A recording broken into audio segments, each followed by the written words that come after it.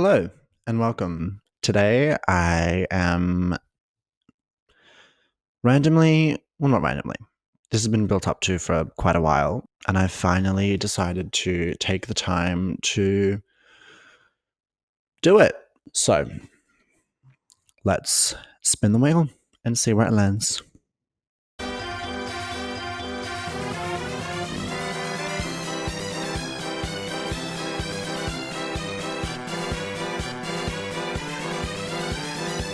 I'm going to be reviewing, not reacting to, because I have things to do. So we have the 2017 album from Death from Above 1979 called Outrage Now. 10 songs, 36 minutes, which is great, honestly. Nice and short. And it looks like a fairly popular album. Quite long songs, only one song under 3 minutes. But yeah, so that's my first little foray into the realm of YouTube, and of course I'm going to be doing it with a unknown illness that has been plaguing me for a week and a half. Anyway, so this album, Death from Above 1979, from Death from Above 1979, called Outrage Now, is a dance punk album, and it was added to the wheel because I watched a video on expanding your music taste. The suggestions were for genres that were adjacent to popular genres, so like pop adjacent, hip hop adjacent, rap adjacent, rock adjacent, like the big genres. These are like sort of sub genres. These are sort of sub genres, but not like the super niche sub genres that I eventually want to look at. So, of the three categories that were mentioned, neo-psych, dance punk, and art pop, Outrage Now is from the dance punk genre. So that will be a very interesting genre to explore that I haven't really listened to much of. I was listening to a bunch of Taylor Swift today. Just to put into perspective, like my music taste, let's have a look at my stats.fm. Just to like preface what I listen to. So my top artists for the last 4 weeks, my top tracks for the last 4 weeks have been Fire on Fire by Sam Smith, which was accidentally playing as I was asleep, I think. Then Fame is a Gun, and then Heaven is a Home, Back to Friends, Lose My Cool. My top artists for the last 4 weeks: Lana Del Rey, Kali Uchis, Taylor Swift, Suki Waterhouse, Gracie Abrams, because I went to her concert. My top albums of the last 4 weeks are Sincerely, Love Goes, which is the Sam Smith one that Fire and Fire is from. That's all Fire and Fire, which is kind of crazy. The Secret of Us, Honeymoon, So Close to What. So, with that, I'm going to go walk to the shops and listen to this album. So I will see you all very soon. Very soon for you, not very soon for me. Okay, so I've just finished listening to the album, and the last 2 tracks were good, but they just weren't as good as the rest of the album. So I don't know if it was just the first listen where I was a little bit not the biggest fan of it, but I feel like it definitely started really, really strong and then kind of tapered off a little bit as it went. So very happy. Overall, it was a very good album, and I will finalize my thoughts as I walk home.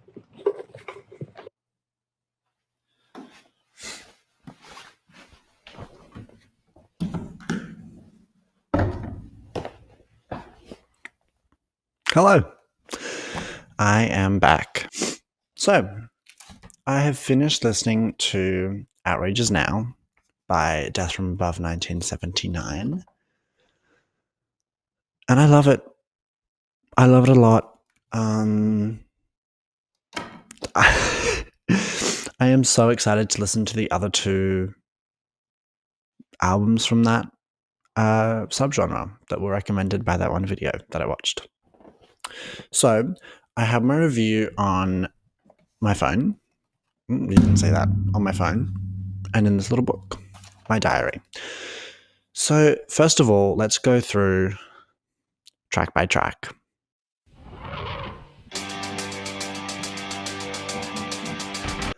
The first track that we have is Nomad, and I loved this. Oh my god. Absolutely incredible opening track. This epic, gritty guitar that just. With this one, I felt the dance energy already. And then, there was this little tinkly percussion thing that just gently went ding in the background, like right there. And then it had this guitar solo bridge that was just epic and incredible. As the solo guitar was going on in the front on this, the guitar started building in the background slowly. Oh, divine. And then there was like a breakdown after the bridge, and I was like, oh, okay, I see you. And then it just ended. I was like, yep, that was an incredible opening track. So that one got a 9 out of 10 for me. And now we go on to track 2, Freeze Me.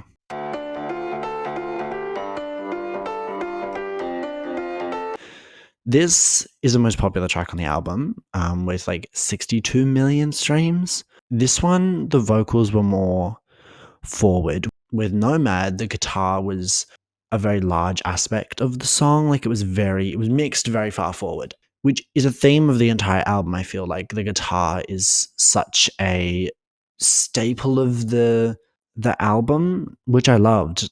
All of the guitar in the album was heavily distorted, but in different ways and different degrees of distortion, which made it really cohesive, but also really different.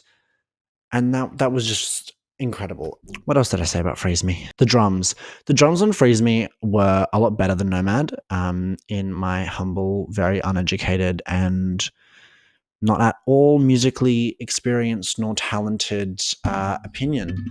And then, the instrumental bridge, which there was one in this one as well as Nomad. The one in this one, for a second, I got a little bit of Killer from Mayhem, which was an interesting thing to pick up on, because I was like, these are so different. That's like a completely different genre. I don't know what I was thinking, but I was like, yes, I'm thinking about Killer. So Freeze Me got a 9 out of 10. Next, track 3 is Caught Up.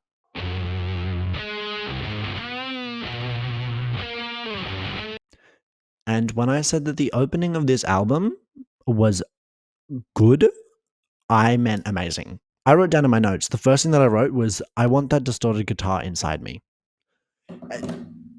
And can you blame me? No, you cannot, because it fucks. It's so good. It's incredible. And you can hear, if you listen slightly closely, you can hear the little like hi-hat taps. There's just a constant in the background.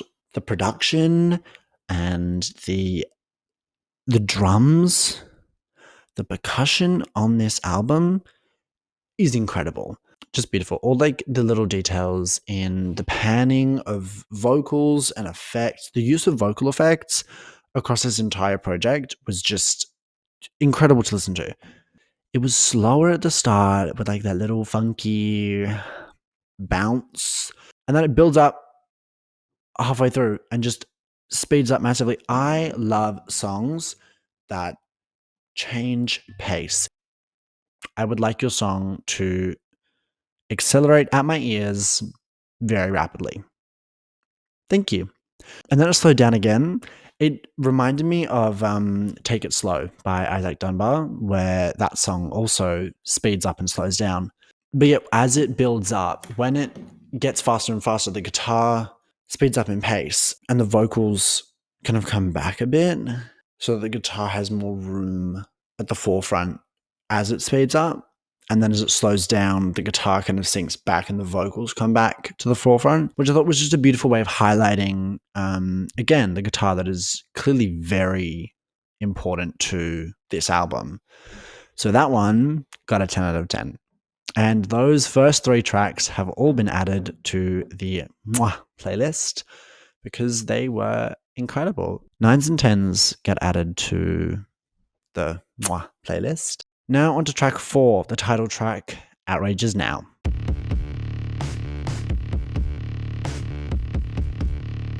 In this album, there were a few transitions that I really, really liked because some of them were super smooth. Going back to albums that I've listened to recently, Sincerely by Kali Uchis, every single track transitions perfectly. It's like one long musical journey. And I love projects like that. This one did transition sometimes as smoothly as that, and other times it transitioned slightly more jankily, I'd say. But it was clear that there was a transition. It just may have been a bit more abrupt. A lot of the openings of these tracks are quite bang in your face, which I love, but at times can be a little bit exhausting. This track is where the playful panning of the vocals really amps up. And it's such an interesting thing to play with panning because usually I hate when production is split between multiple sides. So if you have the drums back here and then the guitar like here, no, I'm not going to like that. I want the basics of the production, the things that stay the same, to be surround. I want them to be in both ears at once, equal. I don't want your plucky little guitar that stays the entire fucking song to be itching my left ear constantly. But this one was really good because the way that they do the panning is they'll keep it normal, an equal split for most of the song, but then they'll have a effect applied to the guitar that like tapers off, and that will like taper into one side, or they'll have vocals that start in the middle, do a crazy effect, and then switch a little bit. That's the kind of panning that I love because you have this effect and you're bringing attention to it by having the main elements of the song staying equal and then one side doing this little crazy twirl. That's good.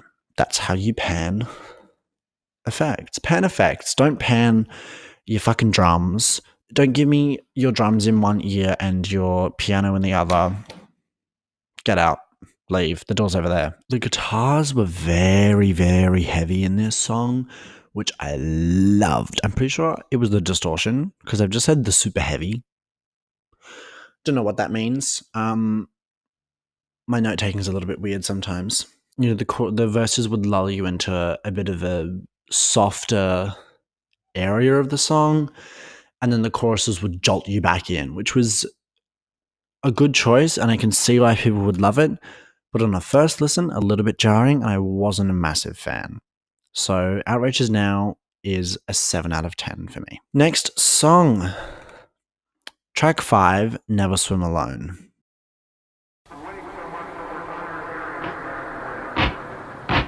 Wow. Very, very explosive intro that was a little bit much for me. I love the robotic effect on the vocals, and the drums were just a little bit funky, a little bit gorgeous.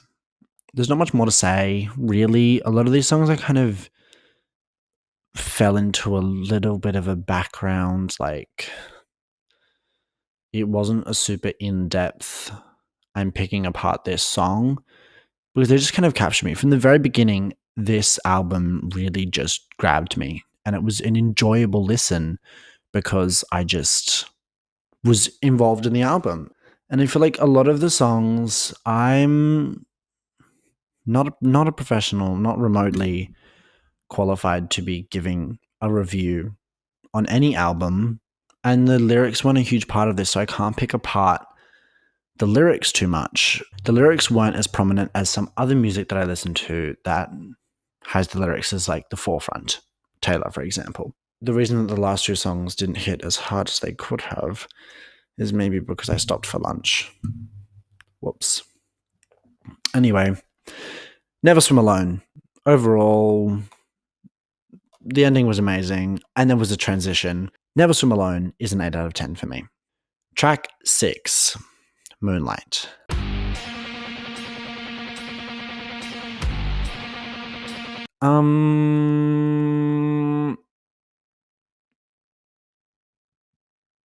No, not a fan, unfortunately. The transition was really good, and the arpeggio, that's the word, arpeggio. The arpeggio on, I think it was the guitar. I don't know. If you know, please let me know in the comments, because, ma'am, I know nothing about music. Not my favorite, and I don't have much more to say. Because it was a good song. Objectively, it was a good song. It was well put together. The vocals on this entire album were honestly really, really good. They weren't like a huge part, but they really played into the feeling of the song and the essence and what the song was doing. The vocal effects were very well chosen for each track.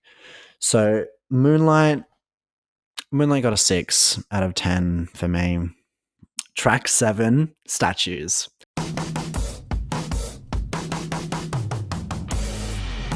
This one was incredible. I loved this. This was also added to the Mwah playlist, so you already know that the score is one of two options. Amazing guitar. I think I said that for pretty much every single song. The guitar is amazing, objectively. There's no doubt about it. It's given so much room. It's given so much attention. It's given so much care.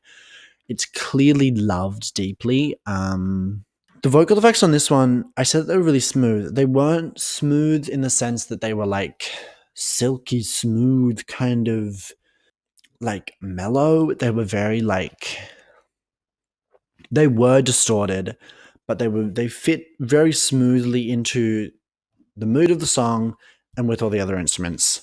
And then, it did that thing where it got deeper and deeper, and like the drums got so much better, and the guitar got so much deeper and more distorted, and then there was this thing, this like echoey pipe. It was like some gigantic pipe that they just went boom in the background. It was incredible. I love that. They changed the vocal effects to have this kind of haunting, deep, like distorted, like sort of harmonic thing. I don't know what it was.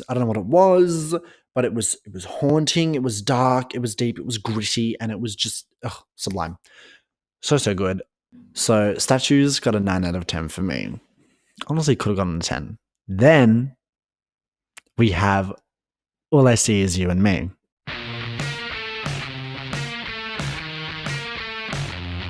This was my favorite. This is my favorite song, I think. Is it?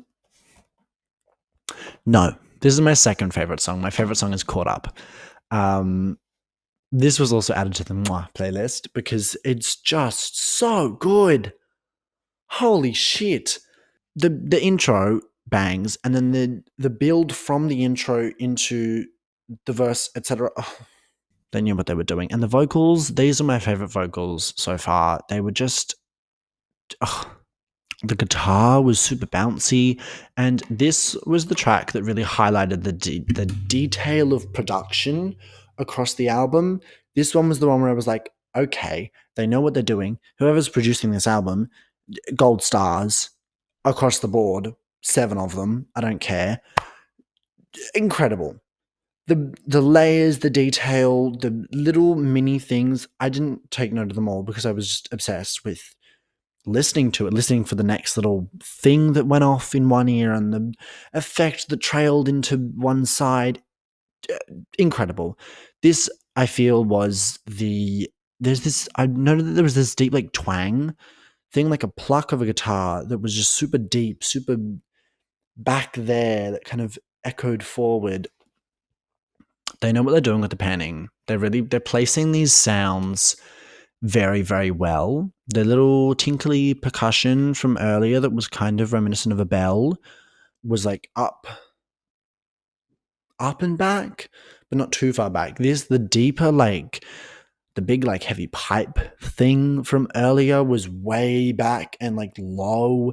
This one was kind of middle back. They know where they're putting these sounds to give them an effect that matches the texture of the sound, which I think is a skill that really pays off when you just sit and absorb the song and really get invested in the feeling and the landscape that the song is painting. This one had little things that went on the guitar, little effects that then shut out to the side, and it was just honestly just a masterclass in good production and placing sounds to create a cohesive environment. And this song was the most well meshed of them all, in my opinion.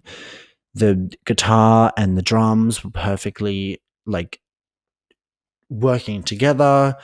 It banged. It banged. All I see is 10s across the board. This bitch got 10 out of 10. Track 8. Never Forever.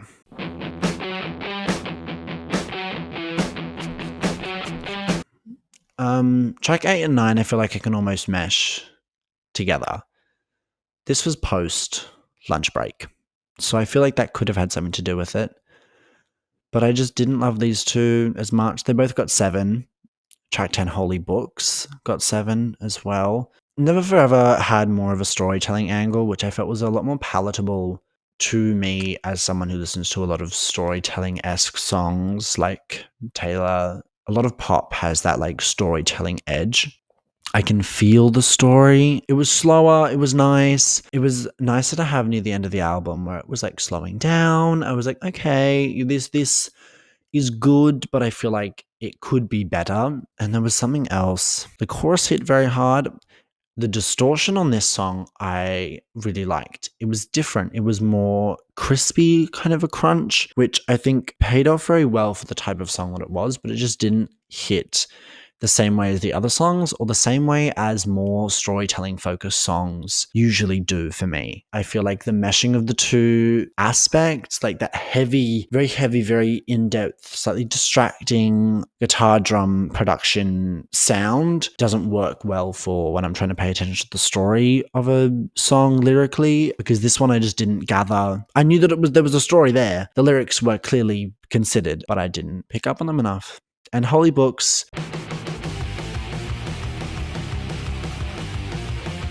was all over the place, honestly. Super loud opening, and then it goes into this little piano thing that kind of slows it down, and then you're going through this little piano bit and there's a guitar in the background and you're like, okay, this could build to like a guitar and piano, really nice mesh, and then the guitar just kind of explodes. I was a little bit taken aback. I was like, oh, I think the piano was still there, but I was just so caught off guard by that explosion of loudness. It just didn't feel very connected. If we're saying that All I See Is You and Me is the most well meshed, this was the least well meshed. It wasn't cohesive as a song, in my humble opinion. And that is my critiques of each of the songs. So the total for Outrage Is Now by Death From Above 1979 is 8.2, which is incredible, mind you. It got 5 songs into the Moi playlist, which is 50%, so that's a great, win rate. Not a lot of albums get 50%. And my final notes from the diary this time instead of the phone. First of all, I love the album overall. I will be going back to it. The drums, I feel like, aren't given enough light. The drums are incredible. The drums are so good throughout the entire project. The little percussion details, they shine through in moments where I've heard the guitar loop the same thing 4 times and I'm looking for something different, and the percussion is there to provide that little bit of difference. And all of the effects, vocal effects, distortion, the effects on the drums, the effect on the random little bits of percussion, they all are incredible. The production of this album is 10 out of 10. It's just incredible. So that is my review of Outrage Is Now by Death From Above 1979. One last little thing. here is my ranking of the album. Any judgments that you'd like to make on this objectively correct ranking, because I'm never wrong and should always be trusted with all opinions and everything. Leave them in the comments. Let me know if you've listened to the album. Please school me. If you know anything about this album or any like things that I've gotten wrong, please let me know in the comments, because I know that I'm definitely not qualified to make a review of any album ever. Anyway, like and subscribe. All the other YouTube thingies, hit the little bell thingamajiggy, blah, blah, blah, blah, blah, yada, yada, yada. Do all that. Why not?